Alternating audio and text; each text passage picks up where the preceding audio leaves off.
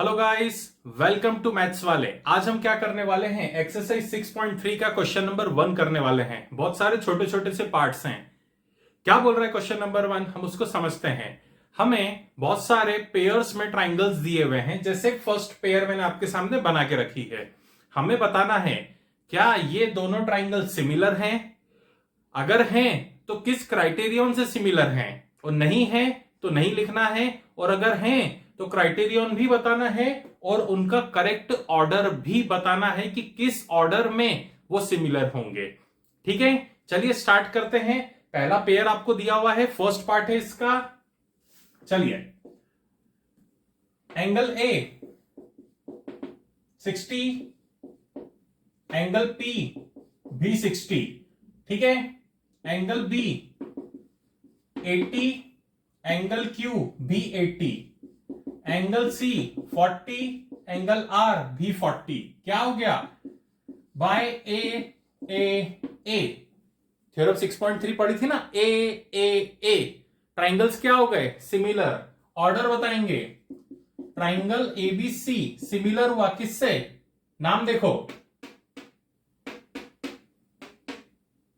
P Q R. हर बार ऐसा होगा कि एबीसी पीक्यूआर से ही होगा, नहीं। किस पे डिपेंड करेगा, एंगल को किस तरीके से लिया हुआ है उसके ऊपर डिपेंड करेगा। ठीक है, इसको नोट डाउन करो। इसका सेकंड पार्ट पे आते बेटा। चलिए, सेकंड पार्ट, ट्राइंगल एबीसी और ट्राइंगल पीक्यूआर। हमें समझना है कि क्या ये सिमिलर हो सकते हैं क्या। अब पीछे वाले पार्ट में तो एंगल दिए हुए थे तो थोड़ा इजी था, यहां पे हमें साइड दी हुई है। साइड का रिलेशन बनाने की कोशिश करते हैं। 2 के साथ 4 दिख रहा है, 2.5 के साथ 5 का रिलेशन दिख रहा है, 6 और 3 का रिलेशन दिख रहा है। आ रहा है, समझ में आ रहा है? ध्यान से, ध्यान से बेटा। ए बी बी सी सी ए, मैं ऑर्डर लिखना बता रहा हूं आपको। पहले इसका पूरा लिख लो, आपको एबीसी के टर्म में चाहिए। अब ए बी कितना है वो यहां लिख लो, बीसी कितना है वो यहां लिख लो, और सीए कितना है उसको यहां लिख लो। अब एक चीज समझ में आ रही है कि 2 का रिलेशन किसके साथ है, 4 के साथ। 4 कौन है, क्यू आर। 2.5 का रिलेशन 5 के साथ, 5 लिख दिया। 5 कौन है, आरपी। 3 का रिलेशन 6 के साथ, 6 कौन है, पीक्यू। सर क्या फर्क पड़ेगा अगर मैं पी क्यू की जगह पे क्यूपी लिख दूं तो? बेटा ऑर्डर गलत हो जाएगा, मार्क्स कट जाएंगे। Ratio 1/2 1/2 1/2 by S S S criterion. कौन सा criterion, triple S criterion. Triangles क्या हो गए, सिमिलर हो गए। ध्यान से नाम बताना है, ट्राइंगल एबीसी, यहां से पकड़ेंगे, A B C, A B और इसका सी, तो क्यू आर और इसका पी। समझ में आया? तो ये दोनों ट्राइंगल। सर क्या होगा अगर हम एबीसी के साथ पीक्यूआर लिख के आ जाए तो? बेटा 0 नंबर मिलेंगे, क्योंकि पीक्यूआर आप बोल रहे हो कि एबीसी से सिमिलर है, तो पी और ए का तो कुछ रिलेशन ही नहीं है, क्योंकि ए और क्यू का रिलेशन है, बी आर का रिलेशन है, सी पी का रिलेशन है। समझ में आया? नोट डाउन करो। थर्ड पार्ट पे आते हैं इसके। चलिए, थर्ड पार्ट पे आ रहे हैं बेटा, ध्यान से। एल एम पी है ना, हम ऑर्डर फ्रेम करते हैं। एल एम, एम टी और पी एल, इनके अपॉन में लिखना है हमको। एल एम कितना है, 2.7, एम टी कितना है, 2, पी एल कितना है, 3, इनके भी अपॉन में लिखना है। चलो, 2.7 का कुछ रिलेशन, कुछ डबल, कुछ हाफ, कुछ दिख रहा है? नहीं दिख रहा सर। 2 का रिलेशन, हाँ सर ये 4 दिख रहा है, लिख दो। 4 में कौन आया, डीई। 3 का रिलेशन, हाँ सर 6 दिख रहा है, कौन आया, एफ डी। तो ये 1/2, ये 1/2, बट ये साइड आप काउंट कर चुके, ये कर चुके, तो 2.7 के साथ कौन सी साइड जाएगी, 5। क्या 2.7 और 5 का रेशियो 1/2 है? Is not equal to 1/2। तो क्या ये ट्राइंगल सिमिलर होंगे? हम लिखेंगे नहीं, ये ट्राइंगल सिमिलर बिल्कुल भी नहीं होंगे। समझ में आया? चलिए आते फोर्थ पार्ट के ऊपर। चलिए फोर्थ पार्ट पे आते हैं। अब फोर्थ पार्ट में साइड के साथ एंगल दिया हुआ है, थोड़ा समझना पड़ेगा।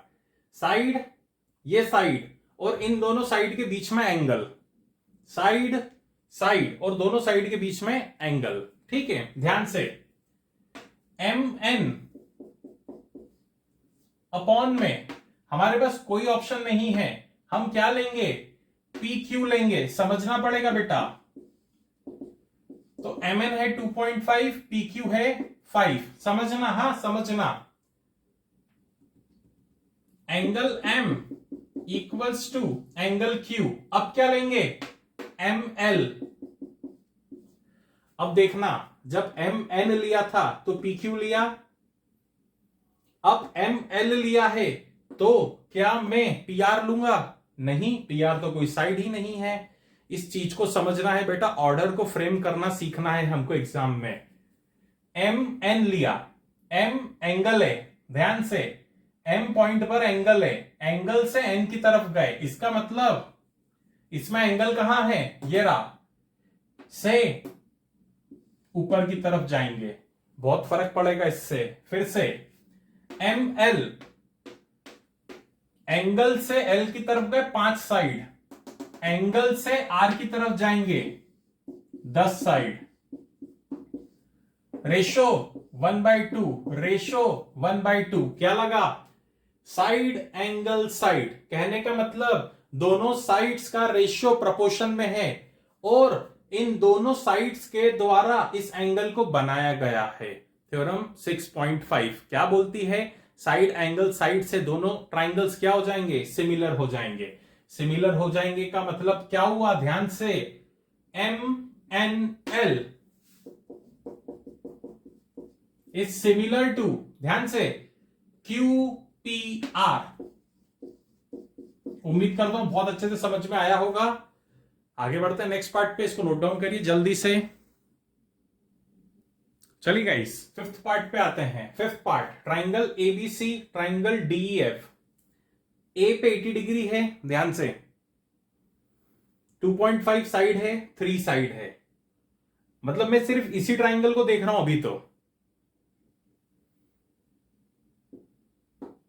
लॉजिक कुछ आया समझ में, एंगल कहां पर होना चाहिए, दो साइड्स के बीच में। अगर ये दो साइड्स हैं तो यहां पर एंगल होना चाहिए, एक साइड यहां दी है, एक साइड यहां दी है, कायदे से एंगल कहां होना चाहिए था, यहां पे है क्या, नहीं है, एंगल तो यहां दिया है। हम सिमिलरिटी लगा पाएंगे इसके ऊपर, पॉसिबल ही नहीं है सिमिलरिटी लगाना। हाँ, अगर तीनों साइड दी हुई होती तो शायद मैं सिमिलरिटी लगा के चेक करता, है ही नहीं ना, दो साइड के साथ एंगल लगाना है। तो ये कंडीशन कब काम आएगी, जब ये एंगल इन दोनों साइड के बीच में होगा, है क्या, नहीं। तो क्या ये ट्राइंगल सिमिलर हैं, सीधे सीधे लिख देना, no they are not similar. Please note down. बढ़ते हैं नेक्स्ट पार्ट पे। चलिए गाइस, सिक्स्थ पार्ट पे, डीईएफ ट्राइंगल, पीक्यूआर एक ट्राइंगल। सबसे पहले मुझे इस पर एंगल सम प्रॉपर्टी लगाना पड़ेगा। क्यों, क्योंकि दो एंगल दिए हुए हैं। ये एंगल कितना आएगा, 30 डिग्री। करके नहीं बताऊंगा यार। This plus this equal to 180 by angle sum property of a triangle. काट पीट के 30 आया। फिर से एंगल सम प्रॉपर्टी 80 30, ये एंगल कितना आएगा, 70 डिग्री। आपको लगाना पड़ेगा अगर ये डिस्क्रिप्टिव क्वेश्चन आया तो। दोनों में एंगल सम प्रॉपर्टी लगा के दोनों एंगल्स निकालने हैं। अब बताओ मुझे, एंगल डी 70 है, यहां पे 70 कौन है, एंगल पी। एंगल ई 80 है, यहां पे एंगल कौन है, क्यू। एंगल एफ 30 है, यहां पे कौन है, R. By A A A triangle DEF, order पकड़ो, इज सिमिलर टू पीक्यूआर। खत्म हो गया क्वेश्चन। समझ में आया बहुत अच्छे से। अच्छा, एक चीज, अगर मैंने कहीं सिमिलरिटी की जगह गलती से कॉन्ग्रुएंट वर्ड कहीं पूरे क्वेश्चन 1 में यूज कर लिया हो तो प्लीज इग्नोर करना। मतलब कॉन्ग्रुएंट नहीं, वो 9th में चैप्टर चल रहा है इसलिए वही चीज मेरे दिमाग में घूम रही है। तो वो कॉन्ग्रुएंट वर्ड नहीं, वो सिमिलर वर्ड है। अगर ऐसा कहीं आया हो तो प्लीज उसको इग्नोर कर देना, ठीक है, क्वेश्चन 1 बहुत अच्छे से समझ में आया बेटा? समझ में आया है तो लाइक शेयर सब्सक्राइब करना बिल्कुल भी ना भूलें। मिलते हैं नेक्स्ट वीडियो में, टिल देन बाय बाय।